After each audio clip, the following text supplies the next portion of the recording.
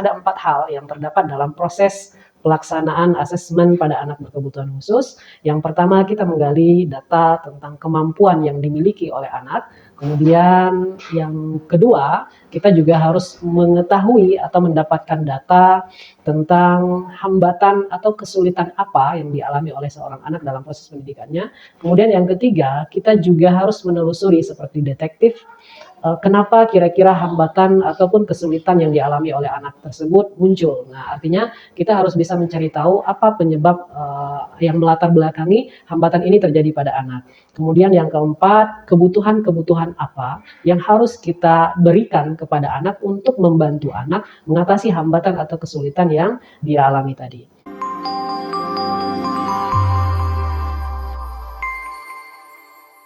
Asesmen ini di dalam pendidikan khusus terbagi menjadi 2 bagian. Yang pertama, kita bicara tentang lingkup asesmen perkembangan. Ini yang kita asesmen adalah hanya ranah perkembangan saja. Kemudian yang kedua adalah asesmen dalam lingkup akademik.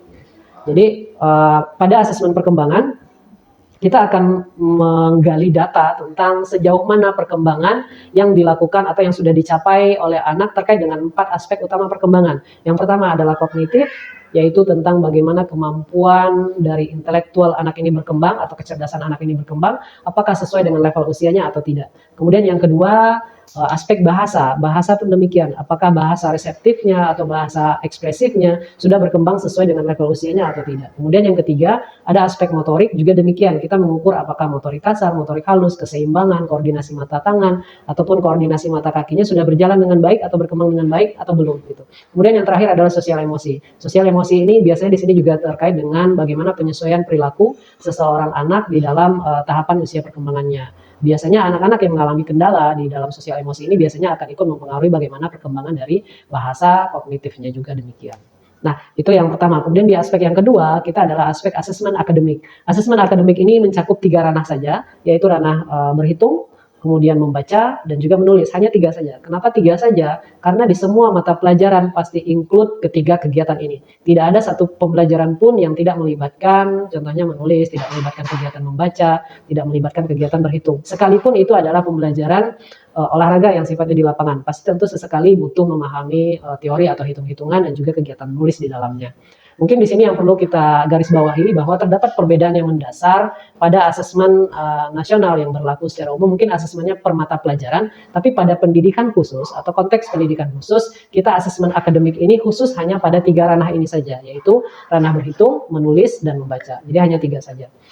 Nah, kemudian untuk tahapan asesmen ini biasanya kita selenggarakan atau kita lakukan di dalam 4 tahap. Yang pertama itu kita melakukan proses identifikasi. Identifikasi ini kita katakan sebagai proses menemukenali atau kita saat ini mengamati kira-kira ada tidak anak yang mengalami hambatan atau berkebutuhan khusus atau mengalami kendala di dalam belajarnya saat mereka melakukan kegiatan pembelajaran di kelas ataupun kalau untuk konteks perkembangan kita melihat bagaimana perkembangannya saat mereka bermain ataupun sedang di dalam kegiatan pembelajaran di kelas preschool ataupun di kelas taman kanak-kanak gitu.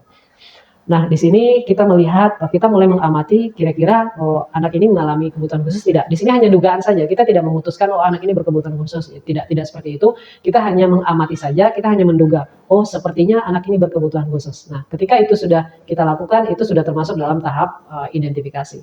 Tapi kalau untuk dalam implementasi pendidikan khusus, kita kadang-kadang harus dipandu oleh instrumen identifikasi untuk nanti kita bisa memastikan apakah anak ini memang memenuhi kriteria untuk diduga sebagai anak berkebutuhan khusus atau sebagai anak yang mengalami kesulitan atau hambatan di dalam proses pembelajarannya. Nanti untuk instrumen identifikasinya bisa kita cari di Google, itu sudah lumayan banyak tersedia.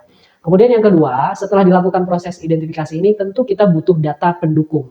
Data pendukung ini biasanya kita kaitkan atau kita fokuskan kepada bagaimana ranah perkembangan yang sudah dicapai oleh anak. Contoh dari aspek motoriknya bagaimana, contohnya dia merangkak atau tidak, atau dia berjalan di usia berapa, atau dia bicara di usia berapa, atau nanti penyesuaian perilakunya selama ini dia bisa berteman dengan yang lain atau tidak, dan segala macamnya. Itu juga mendukung data kita untuk sebagai dasar atau sebagai bahan yang akan kita gunakan di dalam proses pelaksanaan asesmen ini. Nah, data tentang riwayat perkembangan anak, data tentang orang tua itu biasanya juga ikut memberikan gambaran kenapa anak ini mengalami masalah. Sebagai contoh mungkin, oh kita sedang mengasesmen, kita sedang mengamati atau mengidentifikasi, dapatlah seorang anak yang ternyata anak ini kesulitan membaca gitu. Nanti setelah kita dapatkan identifikasi kesulitan membacanya, kita sudah dapat tentang oh ternyata kemampuan membacanya sangat rendah saat kita lakukan identifikasi.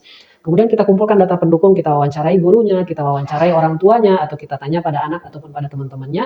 Nanti di situ mungkin contohnya kita dapat data yang lain yang mendukung. Contohnya oh anak ini dulu mengalami speech delay atau anak ini mengalami keterlambatan bicara. Nah, karena keterlambatan bicara ini erat kaitannya dengan pemahaman dan pengetahuan bahasa dan membaca, maka ini bisa link, oh iya, ternyata anak ini kesulitan membaca, ada dampak dari speech delay yang dia alami. Nah, biasanya seperti itu yang kita lakukan. Sehingga biasanya informasi identifikasi dan juga biodata atau data-data penunjang ini akan sangat mendukung bagi kita untuk melakukan atau nanti untuk menarik kesimpulan dari hasil asesmen yang kita lakukan.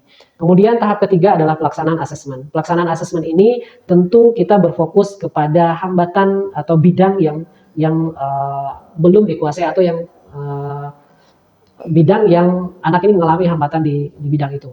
Contoh, anaknya mengalami hambatan di bidang kognitif contohnya. Ya kita artinya fokus kita laksanakan asesmennya nanti asesmen perkembangan kognitif. Nah, sebagai contoh anaknya usia 4 tahun atau 5 tahun, di sini anaknya seharusnya sudah mulai bisa melakukan klasifikasi, sudah mulai melakukan menguasai seriasi, kemudian korespondensi, tapi pada anak yang kita asesmen contohnya itu belum sampai. Nah, itu kita fokuskan di aspek perkembangan kognitif saja. Atau contohnya pada akademik, anaknya mengalami hambatan di bidang membaca saja. Nah, maka kita berfokus dalam pelaksanaan asesmen ini kita fokuskan kepada bidang membacanya saja. Nah, kemudian yang terakhir, yang keempat, baru kita laksanakan penyimpulan hasil atau di sini kita mengistilahkan dengan interpretasi hasil asesmen. Di sini kita nanti menghitung atau kita simpulkan hasil asesmen ini sehingga hasil ini nanti akan menjadi profil kemampuan anak saat ini. Jadi apa yang dikuasai anak, kemudian apa hambatannya, mengapa hambatan itu terjadi, sampai nanti pada kebutuhan-kebutuhan apa yang harus dipenuhi itu sudah tergambar dari interpretasi hasil asesmen ini.